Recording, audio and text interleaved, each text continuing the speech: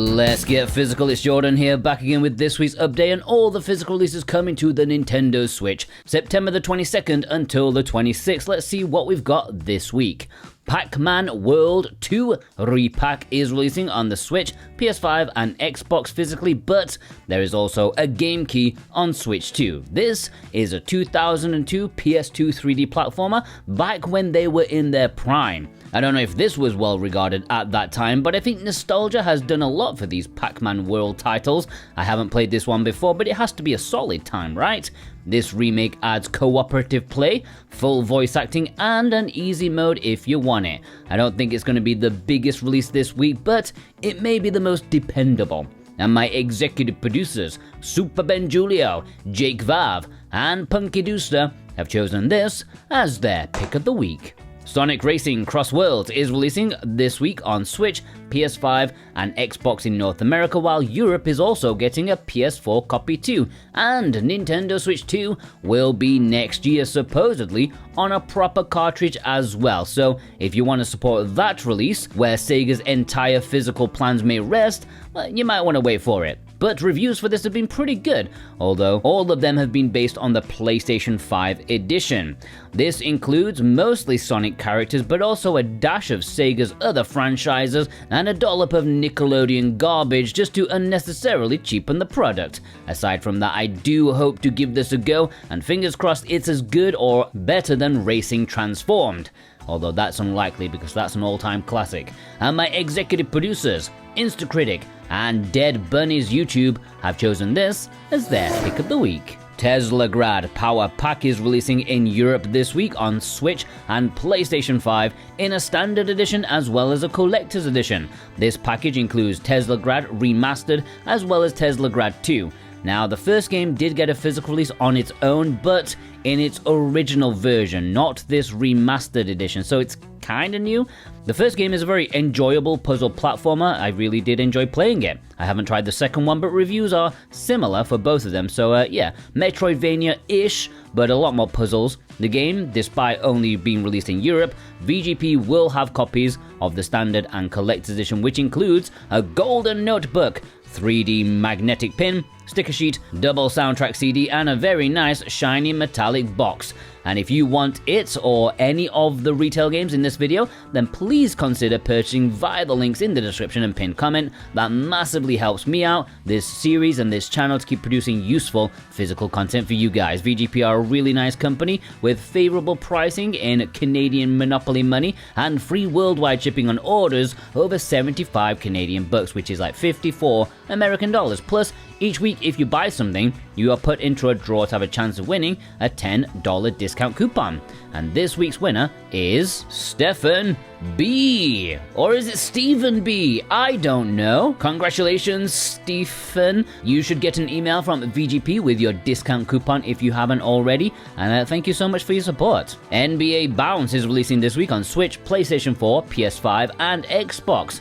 A surprisingly expensive title from Outright Games, who are usually specializing in budget releases. I guess they have to pay off that NBA license somehow. It's got all the teams, but I don't think it has the players. You have some true monstrosities in there. It could be okay for some arcade action, but something tells me it may be a bit bare bones in terms of actual content. Bendy and the Dark Revival is releasing this week on Switch and PlayStation 5. It's a first-person survival horror game as you explore the depths of the creepy, abandoned animation studio as you try to evade the Ink Demon. The visuals are excellent and it reminds me of BioShock with the Art Deco thing going on. I really like it. Reviews on Steam are rather good for it, and it'll be the perfect complement to another Bendy game which is coming in October. So close together. And my executive producers, Old Man Murphy, Dave Hurstwaite, and my returning executive, Alolo Jojo, have chosen this as their pick of the week. Agatha Christie, Death on the Nile, is releasing this week on Nintendo Switch and PlayStation 5. The famous story, now set in the 70s with a Giga Chad rendition of Hercule Poirot, who no doubt you'll be calling Daddy rather than Inspector. I've got a pretty good feeling about this, even though I think everyone on planet Earth over 35 probably knows how this story goes. It's that famous, but they're telling it from two perspectives, as well as extending the storyline to offer something fresh and exciting. No doubt they think they can write better than Miss Christie herself. I'm kinda interested in this, to be honest, and so is my executive producer Brent McLean. He's chosen this as his pick of the week. Death Trick Double Blind is releasing in North America this week. What? A North American retail release that's not in Europe? That doesn't happen often these days. This is a choose-your-own adventure kind of game that might actually make you feel like Poirot. It's a non-linear detective story set in a traveling circus, so you can feel at home amongst the freaks. Most people consider this to be a solid game, although not universally everyone's cup of tea. But my executive producers Jennifer M. and Viz have chosen this as their pick of the week. Mamorukun ReCurse is releasing in Europe this week at retail. Remember, Limited Run handled this in North America. This is a shooter originally released in arcades in 2008 and then ported to Xbox 360, back when Microsoft must have begged shmup developers to put it on their console exclusively. This ReCurse is a remastered version that includes all the content of the previous releases together, and visually it is cheap, but that's just how shmups were back then, and to some extent still now, which is very sad, but the gameplay should be solid. Berserk Boy is getting a retail release in Europe this week. Probably anyways, you never know when Red Hot Games might suddenly delay their games. This is a well-regarded high-speed action platformer. Looks like a game that would fit right at home on the GBA. Mega Man fans will be especially enjoying this, as you can change into different elemental forms. You chain combos to fill your Berserk meter to do all of this, and yeah, it's got good reviews. It's also releasing in North America via Limited Run Games, and my executive producer Guido Savio has chosen this as his pick of the week. EA Sports FC 26 is releasing this week on all consoles, and as you'd expect, the Nintendo Switch version is a reskin and requires a download, probably to download all those skins and team rosters, and also the Nintendo Switch 2 edition is a game key, so it's just pathetic all around. Rudolph the Red-Nosed Reindeer is getting a physical release in North America. Europe, I'm sorry to break your hearts, you'll have to settle for a code in a box bullshit. That's what you're getting from Santa this year, children, a box full of bullshit. Anyways, this apparently is based off an old movie, and it will probably be rubbish. However, my executive producers, Radio to Rancid, and These Nuts, they've been playing with their nuts a bit too much because it's their pick of the week. 40 sports games in one. A quick mention to this, which is releasing in North America this week. After already being out in Europe, they finally found some sports that Americans may enjoy. Hot Wheels Monster Trucks Stunt Mayhem Deluxe Edition. Well, the standard edition released late last year, but this week, this deluxe edition is exclusive to Amazon in the US, which I think just includes some extra content that was DLC, perhaps. Alright, the limited low print pre-orders.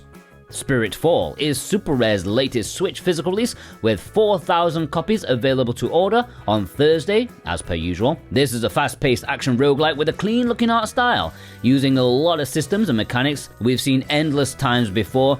This one still has good reviews. It actually mixes kind of like a platform fighter in the gameplay, so it can feel a bit like Smash or Brawlhalla at times, which is kind of cool, I suppose. But my executive producers, Kava Clavacol and Nerdy Sean, have chosen this as their pick of the week.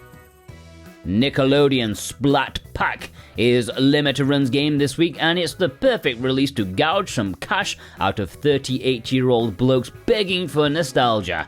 3 Nickelodeon games that are, by most accounts, pretty rubbish, but it's fine because it's Nickelodeon. $35 please.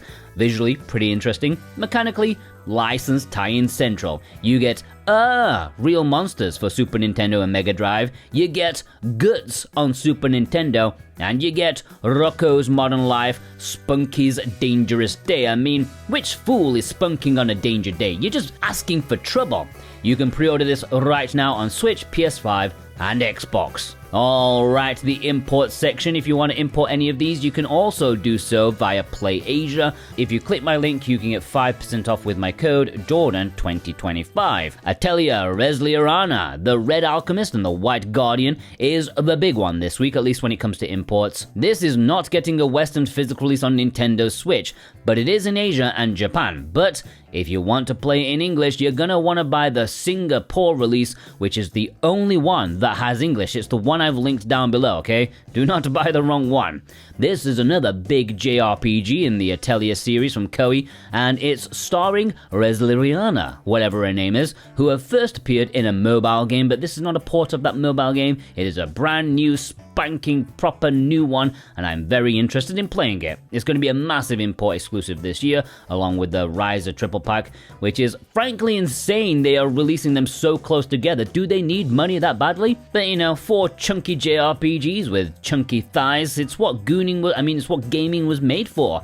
And my executive producers, Azareth, Ghost Bune, Cartoon Soren, Adamantium, G Bautista 100, Kevin W, God of Resin, Jeddah Crow, Big Bruno, Jimmy A. Guerrero, and Sora Cat have chosen this as their pick of the week. Kemco RPG Selection Volume 11 is releasing this week in Japan and Asia, and once again it will contain 4 small-scale JRPGs. This particular package includes Alphadia Neo, King's Descent, Ancient Hunter, and Isekai Rondo. Volume 12 was recently announced too, so yeah, the Kemco RPGs are never ending. And my executive producers are weirdly obsessed with them because they, my man in Japan, Dave Horworth, the Nemo 6, and Robotech have chosen this as their pick of the week.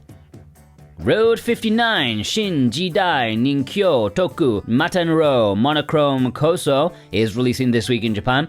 Now, Play Asia, at the time of me writing the script, they don't have English listed as a language option, but the Japanese eShop as well as the game's dedicated website says that it does have English. I don't know what kind of visual novel this is, to be honest. I initially thought it was an otome, since that's what most of these games end up being, but I think it might be just an action, mystery, crime-filled standard VN, which is interesting. If that's the case, I don't know. It's coming in a standard edition, as well as a collector's edition, and my executive producer Alexander Kato has chosen this as his pick of the week. Japan is getting these games as well. You can see them if I remember to put it on the screen this time. We have 2 of them in the West already, and the bottom 3 do not have English. Alright, let's jump into the community spotlight. But first, if you're new here, please do subscribe, okay? The bigger this channel is, the more publishers will pay attention to the demand for physical media. So yeah, do the industry a favor, subscribe. Executive producer Dave Horworth sent in this picture with 3 games that are very different from each other in terms of what they involve. Moro Chronicle H was reprinted at VGP pretty recently, if you remember, so yeah, you should pick it up if you want some saucy dungeon crawling. Robert M sent in this photo getting in the deluxe edition of Trails in the Sky, the remake. I think Limited Run delayed theirs, or at least one of their editions, I'm not sure. There was a lot of milkage for this release from every company involved. Executive producer Kevin W sent in this photo with Date with Devils, only available in Southeast Asia. This wasn't banned in the West, but you can imagine why they decided on no physical over there. There's not even a trailer for the game.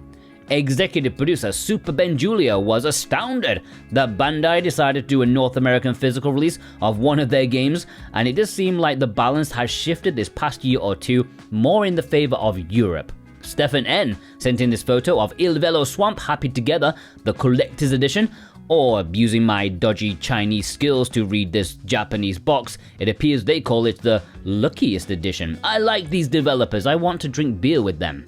Cos71 sent in this photo picking up Rain Artist, the same publisher behind the recent Varlet, and it's strange to see NIS America not publish that one. Dangerous Dan sent in this photo picking up some culture. The Medical Examination Diary, it seems it's completely sold out, it's out of print on Play Asia, and I highly doubt it will ever come back.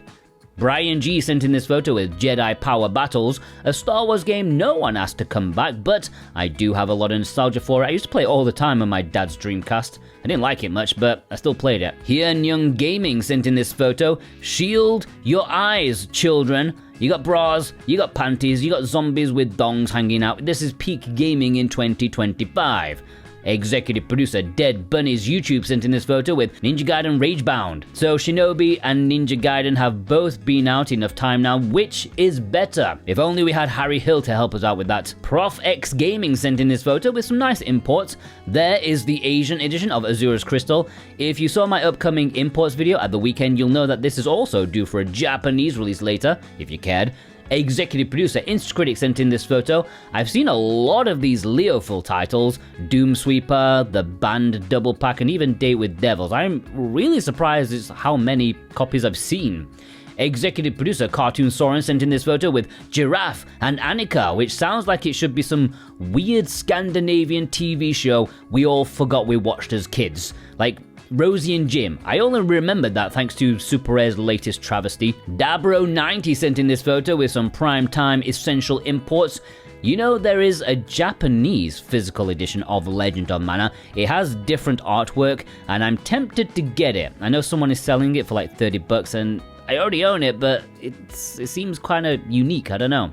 Steel Door sent in this photo with a celebration of NIS America. It's a bit of a shame the direction they seem to be going in with the Switch 2, since they were such a prolific publisher on the Switch 1. Executive producer Ishin sent in this photo with the 2 Toa Plan releases that come in a slip sleeve. I can't remember where this is from, maybe Limited Run. Executive producer Adamantium sent in this photo of Ninja Gaiden Ragebound. The more I see this, the more I want to play it. I just hope we get more big IPs like this going back to their roots with cheaper games. Like, not everything needs to be a AAA title. Steph M sent in this photo with 2 packages from Game Fairy. The Coma Double Cut. It was an odd choice for a release considering it was a mildly popular import for many years before, and most who wanted it already imported it. Executive producer D's Nuts sent in this photo with the import of Astria's 6-sided thing. However, Super Rare Games still have copies of the European version in stock if you want that. It is more expensive because, well, it's Super Rare Games, they're always a bit overpriced, but it will be more collectible in the future, so up to you. Executive producer Jennifer M sent in this photo with the Japanese physical release of Patapon.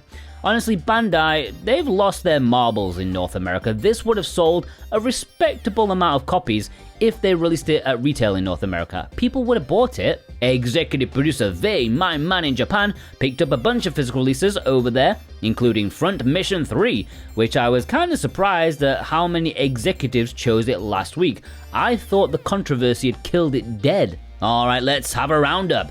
Devil Angel. Old Man Murphy, my executive producer. Franco F. Paul S. Robin H. Mason. Andrew R. Sandra K. Burning Kitsune Mask. Gundam Base EX. Rainbow Pickle Gaming. Apple Sin. McLaren.